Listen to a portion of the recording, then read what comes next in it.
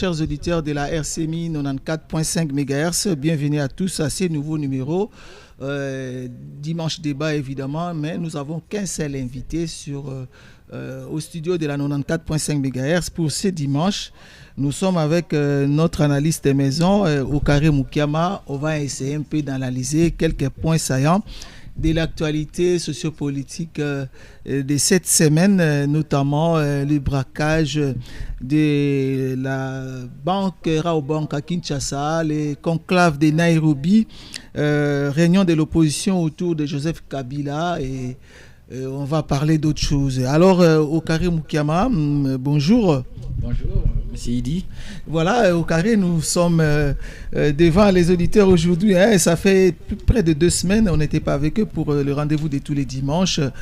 Comme je viens d'annoncer au menu de cette émission, à Kinshasa, les gens étaient un peu surpris. Le braquage de la banque Raobank de la place Victoire à Kinshasa. Et une femme, l'un des braqueurs, a été arrêté, brutalement arrêté. Comment vous analysez cette situation de braquage, des cas de la multiplication des cas d'insécurité à Kinshasa, des braquages à main armée? Comment vous trouvez ça? Merci beaucoup. Nous profitons de l'opportunité pour saluer tous les auditeurs et leur souhaiter un très bon week-end. Évidemment, la fin du week-end, nous sommes aujourd'hui dimanche, et bon dimanche pour tous les auditeurs qui nous suivent. Le braquage, évidemment, a dérangé tout le monde. Vous savez, notre pays, d'une façon générale, n'a pas cette culture de braquage. Et si c'était en Afrique du Sud, peut-être, ou dans toute la partie l'ouest ou austral, évidemment, ce sont des faits qui sont enregistrés au quotidien, mais ce qui est vrai en Afrique centrale et plus particulièrement en RDC, nous n'avons pas dans notre culture des braquages de banques. C'est peut-être une première à Kinshasa. Oui. Je crois pas une première tout à fait, mais ce sont un peu des cas qui sont pas répétitifs. Ok. Mais ça c'est d'un côté, mais de l'autre côté aussi. Il faut se dire aujourd'hui Kinshasa est une grande métropole. Kinshasa a aujourd'hui plus de 20 millions d'habitants. 20 millions d'habitants, oui. Et puis les braquages généralement sont des phénomènes qui arrivent très souvent dans des grandes métropoles, comme je viens de le dire là. Donc au fur et à mesure que les temps passent, même si ce n'est pas au fond notre culture, il faut toujours se préparer. Ce sont des faits urbains, comme on dit, ou des phénomènes urbains. Oui. C'est-à-dire, ça peut de temps en temps arriver. Oui. Oui, et puis je pense que ça va apporter beaucoup plus de vigilance dans des centres urbains, y compris Kikwit.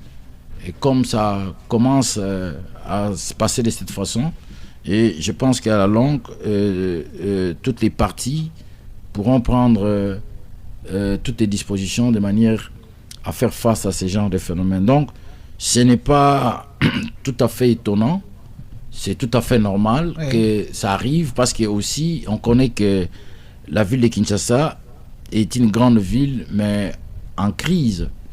Et c'est aussi logique qu'on puisse enregistrer ce genre de phénomènes.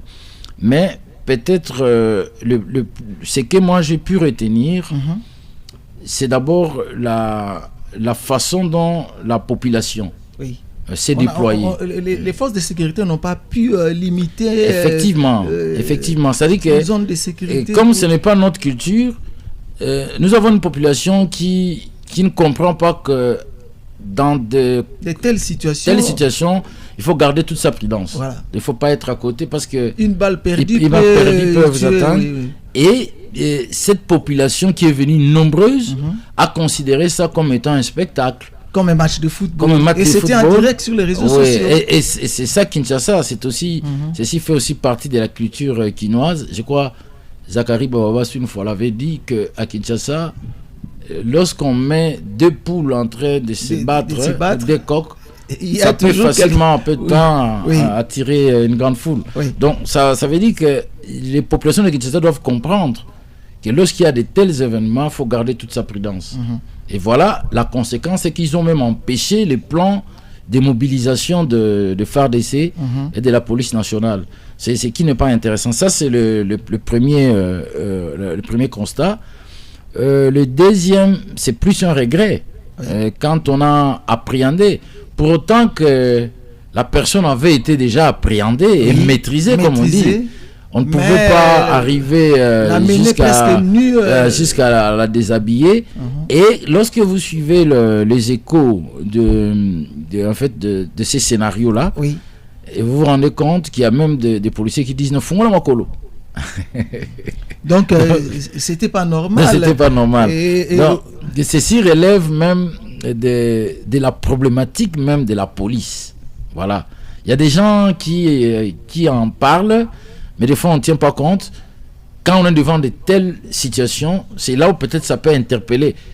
La preuve que même le ministre des Droits humains n'a pas été d'accord. Oui, mais même le chef de l'État. Oui, dans un pays où on est en train de parler de la parité du genre, et dans un pays où on est en train de pouvoir promouvoir les sexes féminins, qu'on arrive à de telles attitudes, c'est pas intéressant. Je pense que, comme l'a dit le chef de l'État, que ces personnes ou ces policiers ou militaires devraient être poursuivis et puis écoper de peines qui soient à la hauteur des attitudes qu'ils ont affichées là. Voilà. Nous sommes sur la 4.5 MHz dimanche débat avec Okari Mukiama.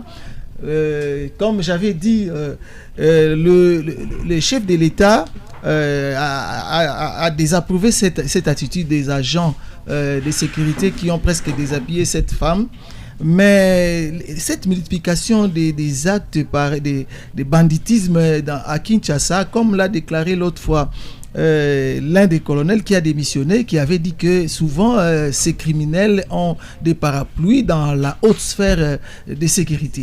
En effet, moi je pense que c'est ça qui a coûté la carrière d'un certain junior Mbosso, je crois c'est de lui que je parle. Effectivement, qui a révélé qu'il y avait une complicité technique et assez professionnelle entre les forces de l'ordre, généralement leurs supérieurs, et les bandits qui déploient à Kinshasa.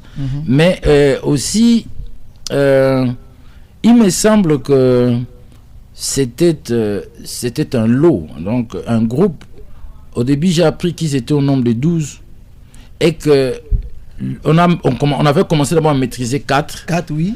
Et que 8 s'étaient enfuis au deuxième niveau. Oui. Lorsqu'ils se sont rendus compte qu'il y avait un déploiement des forces de sécurité, voilà. et ils sont partis au deuxième niveau. Alors, je vais dire tout simplement que au-delà de la présence militaire ou de la sécurité qui doit être faite par les policiers, mais aussi à l'intérieur des banques, on doit arriver à former des agents de sécurité. Je vais dire quoi? Vous voyez par exemple quelqu'un entre dans une banque, j'ai dit ça parce qu'il me semble que sur les 12, ils ne sont pas entrés au même moment. Chacun entrait à son tour et dès qu'ils se sont retrouvés dedans, ils ont opéré. Alors, c'est là où je me dis, même dans nos banques, même ici à Kikwit, les agents doivent être formés de manière à être plus vigilants. Exactement. Les suspects. Je vais dire ceci. On ne peut pas laisser quelqu'un entrer dans la banque et lui laisser pendant 5 minutes en train de contempler la banque sans qu'il puisse poser les problèmes qu'il a amené à la banque et sans que les agents de la sécurité de la banque puissent lui interroger sur son vrai problème. Oui, monsieur, donc, vous trouvez des fois des gens, ils se bousculent dedans, et même quand ils y entrent, les méthodes ou les méthodes de sécurité ne sont pas efficaces. C'est plus par rapport à la connaissance. Il suffit que l'agent de garde connaît que celui qui entre est une autorité académique, par exemple pour Moka. Il suffit qu'on comprenne, non, celui-là, il vient d'habitude, il passe par ici de bois. Mais pour les autres, des fois même ils sont soudoyés. C'est-à-dire qu'ils doivent recevoir un pot là pour les laisser entrer. Mais dès qu'ils entrent à l'intérieur aussi, il n'y a rien là-bas. Il n'y a rien. Chacun va y prendre sa place, il prend son bordereau. Et puis ceux qui viennent pour contempler, personne non plus leur pose la question de savoir qu'est-ce qui se passe exactement et quel est votre problème. Et donc, je pense toutes ces stratégies doivent être faites en synergie avec la banque elle-même qui doit protéger son patrimoine, évidemment la police et les forces armées, et voilà. Voilà, merci. Et même les individus eux-mêmes, lorsqu'ils sont dans la banque, ils doivent se contempler, ils doivent s'échanger pour comprendre. On peut avoir c'est comme dans un avion, c'est comme on fait un vol international et qu'on a la présence de terroristes. Voilà, merci Okari Mukiama. Cette semaine aussi, la grande nouvelle, c'est cette rencontre de Nairobi au Kenya, où les opposants, quelques opposants évidemment, parce que pas toute l'opposition, quelques opposants se sont retrouvés autour de Joseph Kabila pour parler du Congo. Et au finish, il y a la création de cette plateforme politique appelée Sauvons la République démocratique du Congo. Une chose que le pouvoir à Kinshasa déplore, mais quelques opposants essayent de soutenir cette idée, et d'autres, tels que Martin Fayulu, n'ont pas vraiment apprécié le fait que les autres se sont retrouvés à Nairobi sans tout de même condamner l'agression qui se passe à l'est de notre République, de la République démocratique du Congo. Bon, cette histoire a commencé d'abord par la condamnation de l'agression. Oui. J'ai toujours considéré ça comme un débat qui ne peut pas être accordé évidemment à tout le monde. C'est comme si on voudrait passer par un vote, un vote du type à savoir qui est pour l'agression et qui n'est pas pour l'agression. C'est un travail de trop qu'on fait demander aux gens.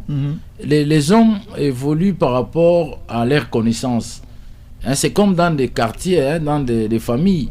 Il peut y avoir des problèmes, il y en a d'autres personnes qui ne parlent pas. Il y a des opposants qui parlent, qui s'affichent, il y en a d'autres aussi qui sont un peu plus réservés.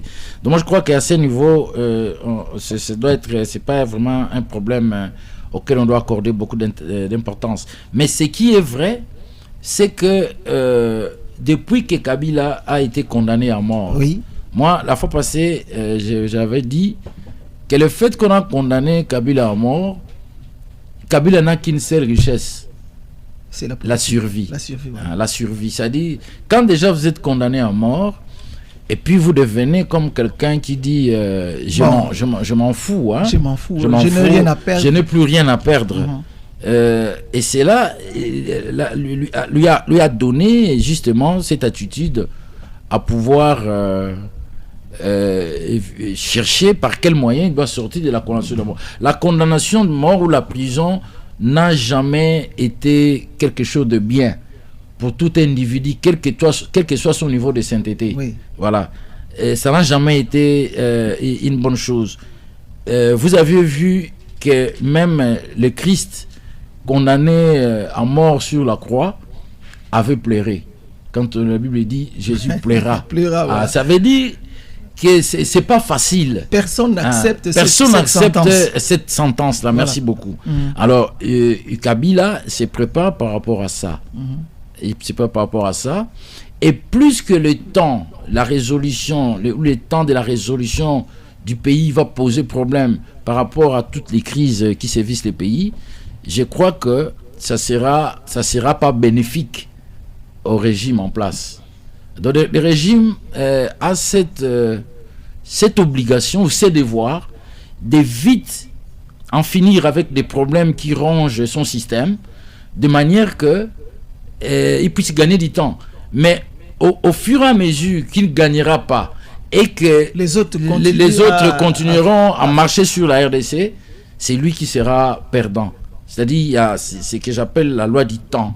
Vous savez, les temps, c'est notre plus grand remède. Les temps en politique, les temps aussi jouent beaucoup.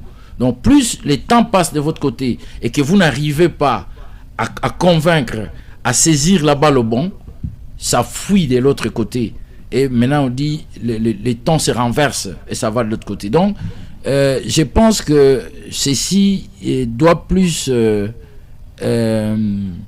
interpeller le gouvernement, le régime, pour qu'ils comprennent qu'au fur et à mesure qu'ils n'arrivent pas à prendre à bras le corps les problèmes qui concernent le pays, et parce que c'est lui la première institution qui est censée résoudre ces problèmes-là, tant qu'il ne saura pas le faire à temps, il perdra au fil du temps la confiance qui lui accordent les autres partis, y compris la population. Voilà, parlons de cette rencontre. À Nairobi, on a retrouvé des pontes des FCC et quelques opposants, 3-4 opposants, notamment Franck Diongo, Mvouemba, Seth Kikouni, mais la majorité, c'était tous ceux qui ont travaillé avec Kabila dans FCC. Alors, c'est pour cela que les gens disent que non, ça, c'est FCC bis, c'est un échec, il n'y a rien qui est sorti de là. Bon, échec ou réussite, je pense, le temps va nous préciser. Mais comme je l'ai dit, ceci n'empêche pas Kabila et ses gens à pouvoir se rencontrer. Surtout quand vous évoquez... cette approche du FCC. Oui. Les FCC en soit est resté fidèle. Oui. C'est tout le monde est là, presque. Tout le monde est là. Et même les quelques bribes des FCC qui sont allés de l'autre côté, ils ne sont jamais allés de bon cœur. Ouais. Et d'ailleurs, ce sont des gens qui travaillent comme en quelque sorte des espions. Et qui rendent encore plus difficile la tâche au sein de l'Union sacrée. Okay. Je pense que c'est ce que le FCC, plutôt l'UCN, l'Union sacrée de la Nation doit faire. La plus grande réussite doit commencer d'abord lorsque on a au sein de cette organisation des hommes qui ont une conviction. Donc, des hommes qui ont une conviction.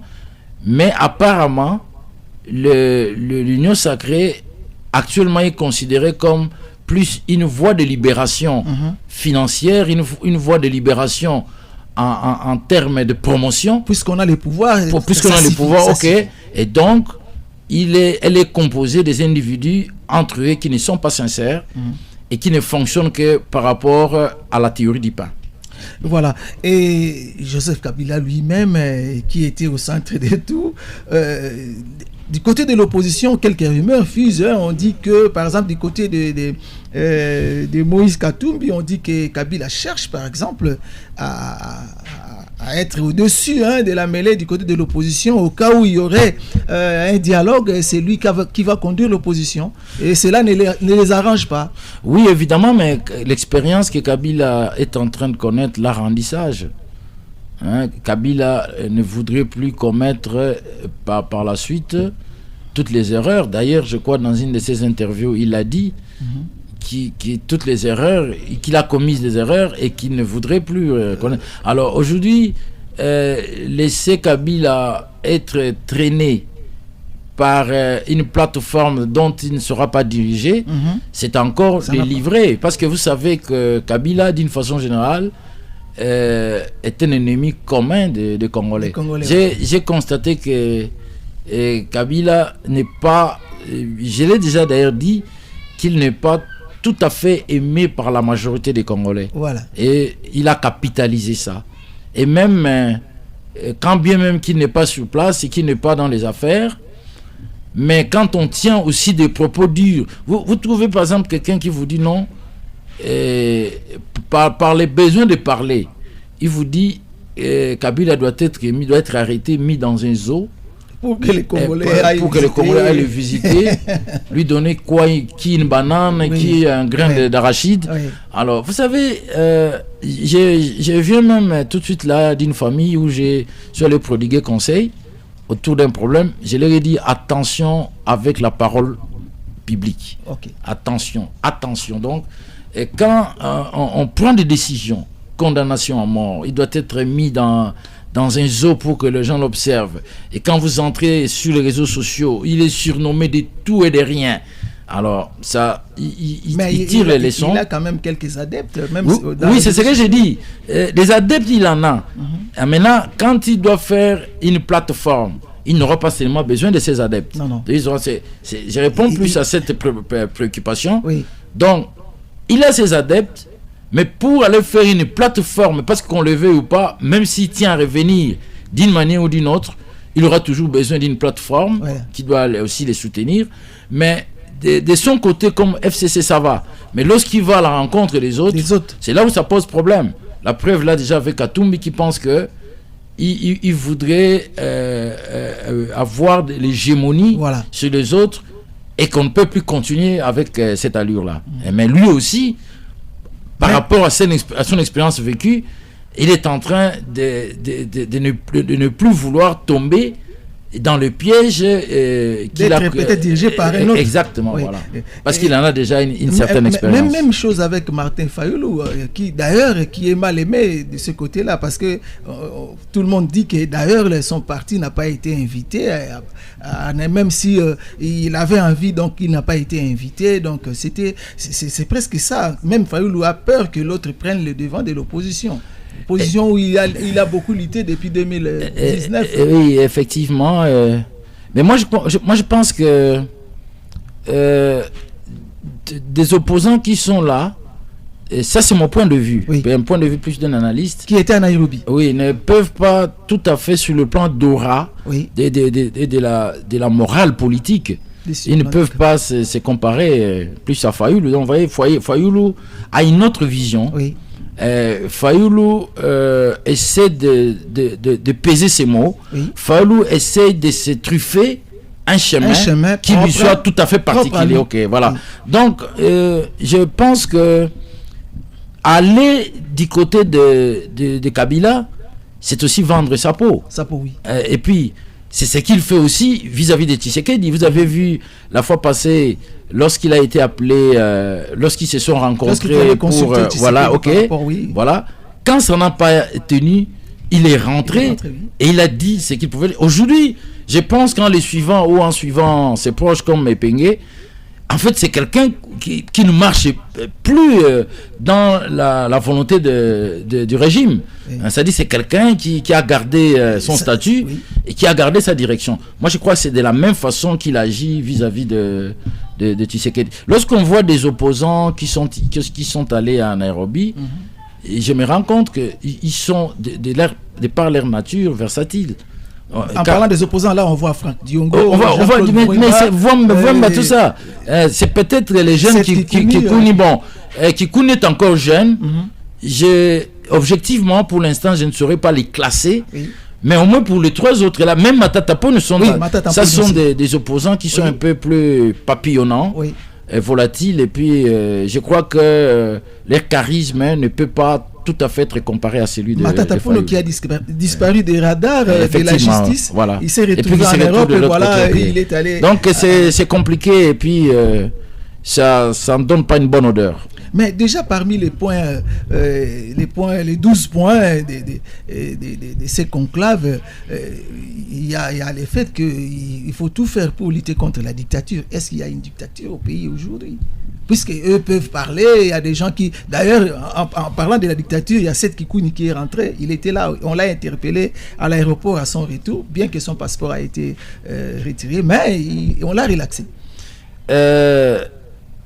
Bon, avant de parler de la dictature, personnellement, je félicite...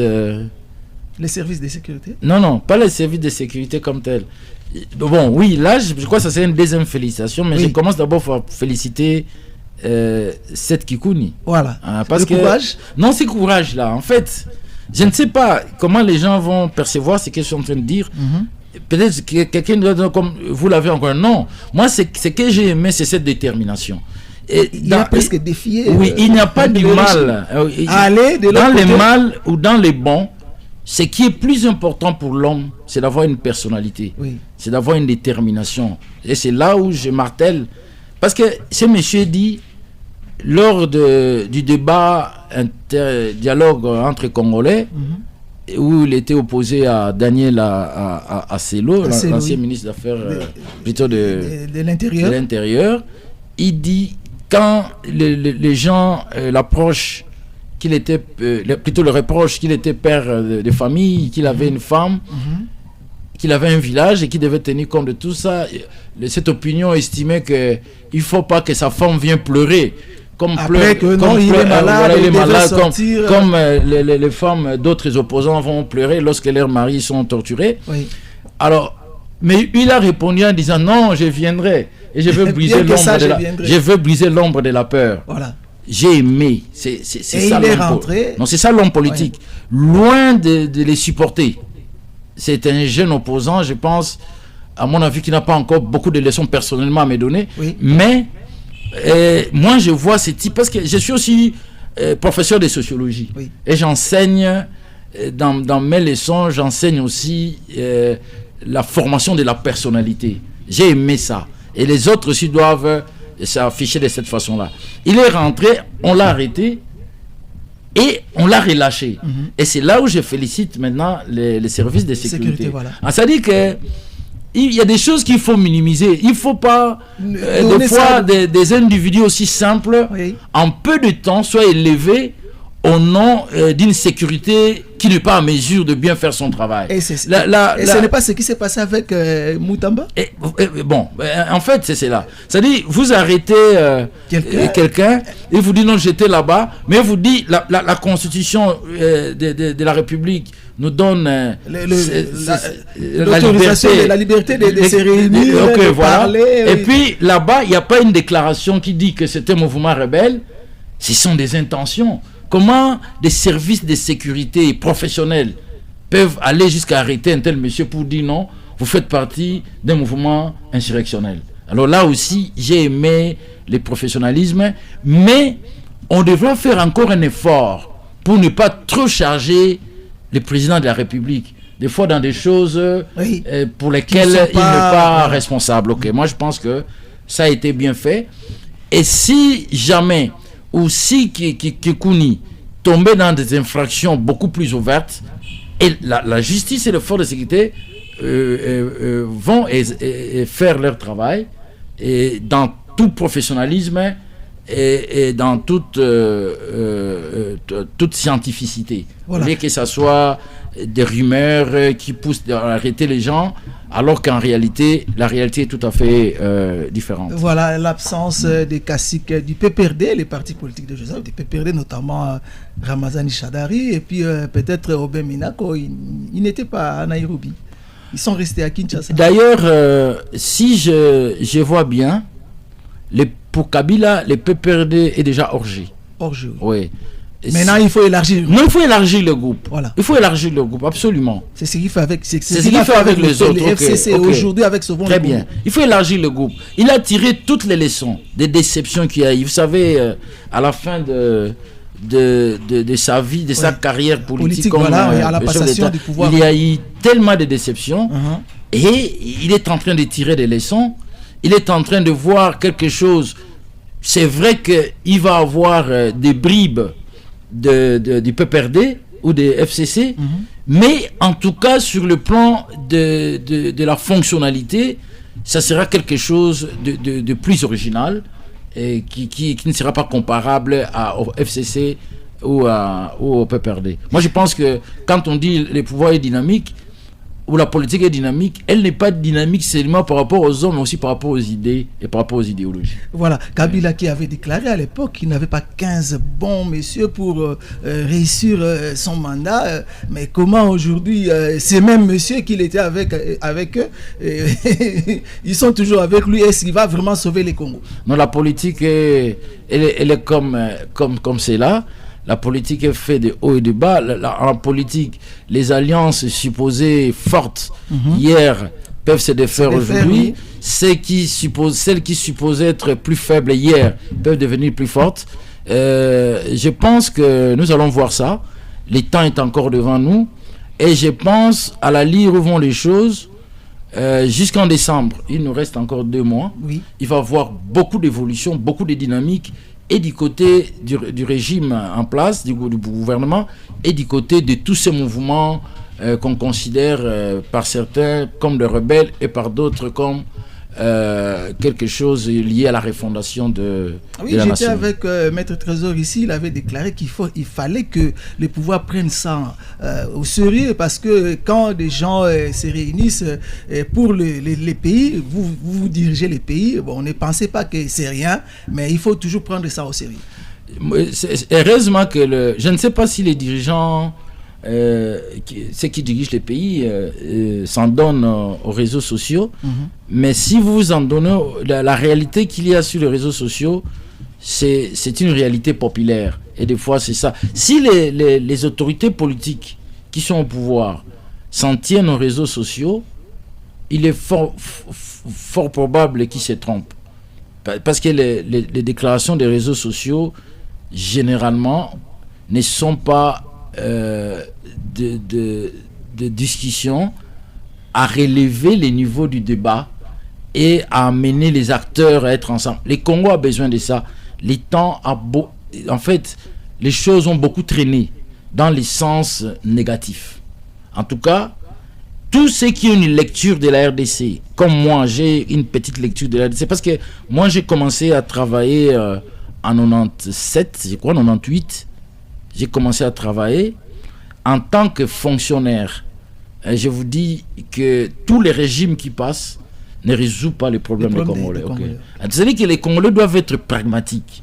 Les Congolais doivent aller au-delà des simples fanatismes. Les Congolais doivent comprendre pourquoi ils sont venus sur cette terre, sur cette planète. Pourquoi ils sont devenus Congolais. Et pourquoi ils ont aimé de vivre au Congo. Qu'est-ce qu'ils doivent faire ensemble pour que chacun des Congolais puisse tirer la dividende qui est Congo. À l'allure où nous allons, on risque de beaucoup nous distraire avec le pouvoir en place, de l'autre côté l'opposition. Après, ce sont des mouvements rebelles et l'avantage reviendra plus à ces belligérants qu'à la population. Quand bien même que nous pensons que nous avons quitté le pouvoir pour l'autre côté, mais l'objet pour lequel on veut diriger, on n'atteint pas. Donc la population, donc le bonheur en fait de la population. Et donc, on doit éviter ce fanatisme qui est en train de distraire les opposants, plutôt les acteurs politiques. Parce que qu'on soit au pouvoir, qu'on soit en opposition, on est acteur politique. Voilà. Et ensemble, on a une mission qui est noble, c'est-à-dire apporter la meilleure vie possible aux populations dont vous dirigez. Voilà. Et parmi les 12 points, il y a la demande d'un dialogue inclusif. C'est-à-dire qu'il y ait vraiment un dialogue inclusif que les pouvoirs jusque-là continuent à refuser. Ah oui, mais c'est ce que j'ai dit. Si les pouvoirs refusent aujourd'hui, c'est justement à cause des catégories de personnes, comme je viens de le dire là, celles qui ne veulent pas que les pays changent, celles qui veulent tirer les dividendes qui les concernent. Mais quand on voit, vous avez une grande partie du pays qui est occupée. C'est une grande partie. Hein, et d'ailleurs, c'est presque la Côte d'Ivoire. Ok, voilà, qui est occupée. Et pendant ce temps, aucune solution n'est trouvée. Et puis, on reste chacun cantonné dans son coin. Moi, je crois que ce n'est pas une réflexion de leadership. Voilà. Et on va terminer parce que nous tendons vers la fin de cette émission. Qu'est-ce que vraiment le peuple aujourd'hui peut attendre de tout ce qui se passe? Parce que déjà, il y a la guerre qui continue, il y a les dialogues à Washington, à Doha, qui ne donnent pas vraiment des fruits jusque-là. Il y a aussi cette histoire, ces conclaves de Nairobi qui propose quelques points pour qu'on sorte du tunnel. Alors, il y a les gouvernements qui s'en tiennent à ces positions. Alors, le peuple doit s'attendre à quoi? Bon, si c'était hier, j'allais dire, il faut éditer la situation de Madagascar. Voilà. Si c'était ailleurs, mais chez nous ici, je voudrais seulement dire que nous sommes un cas. Parce que ce qui est arrivé à Madagascar, d'ailleurs, hier j'ai vu la longue liste des présidents qui ont dirigé Madagascar. Oui. Je crois que c'est déjà, ça doit être 15, je crois. 15, voilà, okay. Oui. C'est un pays qui a cette culture-là, ça ne m'étonne pas tout à fait. Chez nous, il y a un problème. Et puis, le problème est plus pire pour nous pendant cette échéance. Oui. Ce qui nous a amené à cette étape, c'est ces deals-là dont on parle. Voilà. qu'il y a eu entre un ancien chef de l'État et les nouveaux. Voilà. Alors, les protocoles d'accord n'ayant pas été bien exploités. Et puis personne ne sait, seulement les deux ou un groupe de gens qui connaissent, mais même la population ne sait pas.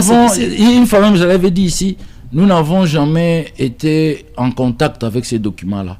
Chacun voudrait le parler dans cette... Mais ce qui est vrai, c'est qu'il y a eu un deal. Même les deux n'en parlent pas. On n'en parle pas, mais au moins c'est qu'il y a eu un deal. Même ceux qui sont venus, vous vous rappelez de cette affaire de Macron, de son ministre des Affaires étrangères. Et donc, le vrai problème, c'est à ce niveau-là. C'est-à-dire, vous savez, lorsque des amis intimes se séparent, en tout cas, ils dénoncent ils se font des critiques mutuelles, ils se dénoncent, et les emmener ensemble, ce n'est pas facile. Donc c'est ce qui est en fait, chacun veut cantonner parce que Kabila a dit non, moi j'avais raison, c'est moi qui avais donné le pouvoir pour les... L'autre il dit non, le pouvoir ne vous appartenait pas. C'est moi qui ai fait que alors c'est ça le problème, c'est pourquoi j'ai dit, si ça ne marchait pas, on doit inviter le peuple à agir comme Madagascar. Voilà. Mais le Congo est un pays plutôt de dialogue. Alors, la seule solution qui ne fera pas trop de problèmes, c'est seulement le dialogue. Ah oui, mais il ne faut pas qu'on bombarde aux Congolais l'idée d'une réflexion millénariste. Voilà. En disant que non, les temps passent. Attention, les temps passent et ce temps ne reviendra pas. Et puis il ne faut pas qu'on amène les gens pour dire non, en France, la France a pris combien d'années pour ça? Non, mais nous n'allons pas. Non, nous sommes dans un autre contexte où devant nous, il y a autant d'images qui peut nous permettre à nous améliorer au lieu de rester dans cette voie millénariste où on impose à toutes les sociétés. Ça, c'était même... La plus grande rébellion de l'anthropologie moderne. Il y a avec le Vibril qui proposait que toutes les sociétés du monde devaient passer par ce qu'on appelle les continents. Donc, comme on est né primitif, on est devenu barbare, sauvage et civilisé. Voilà. Alors lui a pensé que toutes les sociétés doivent passer par là. Non, mais déjà, ça c'était un raisonnement archaïque. Aller de là-bas et devenir de l'autre côté. Voilà. Donc je reviens sur ma pensée, c'est que les Congolais doivent éviter le fanatisme. Les Congolais doivent comprendre que ils sont les souverains primaires et ils sont plus forts que le pouvoir en place et l'opposition et même la rébellion. Donc les jours qui prendront, qui se rendront compte de cette initiale qui est la souveraineté primaire, ils prendront les choses en main et on mettra fin avec des leaders qui travaillent plus pour leur propre avantage que pour l'intérêt de la population. Voilà, Okari Mukiama, nous sommes arrivés à la fin. Peut-être un dernier mot à nos auditeurs qui nous ont suivis avant de clôturer cette émission. Merci à tous les auditeurs, à tous les amis du groupe Lajol, à tous les amis de Lizarazu, et sans oublier mes amis du quartier Sancourt et toute la communauté de l'INTES. Voilà, merci chers auditeurs et vous qui nous suivez par YouTube. Merci à vous qui nous avez suivis. Idi Lissak a présenté cette émission. J'ai reçu Okari Mukiama. À l'autre côté de la technique finale radio, c'est Zubi Madidi. Nous vous disons merci et nous allons vous retrouver les week-ends prochains.